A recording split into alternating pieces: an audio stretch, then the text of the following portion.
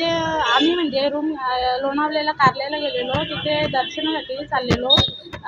तर आम्ही अगोदर रूम घेतला भाड्याने, त्याच्यानंतर रूम भाड्याने घेतला, त्याच्यानंतर आमचं जेवण वगैरे झाल्यानंतर आम्ही रूम खाली केलं आणि रूम खाली केल्याच्यानंतर ज्यांचा रूम घेतलेला त्यांना आम्ही पैसे देण्यासाठी आवाज दिले, 2-3 आवाज दिले, तर त्यांनी आवाज नाही दिला आम्हाला आणि नंतर ते आमच्याजवळ येऊन पैसे मागायला लागले. तर आम्ही त्यांना पैसे दिले.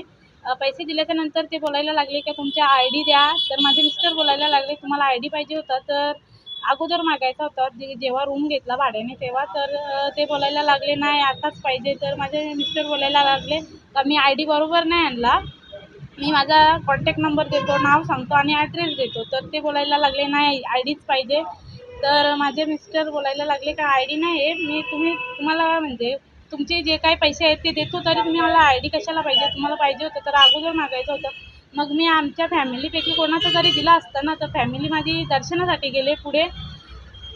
त्याच्यावरून त्यांनी वाद घातला आणि डायरेक्ट शिवीगाळी करायला लागले का तुमचा समाज भरपूर माजलेला आहे आणि तुम्ही लोकं खूप माजल्यात, असं शब्द बोलायला लागले ते लोकं. आणि मग त्यांनी डायरेक्ट अंगावर आले आणि मारायला सुरुवात केली.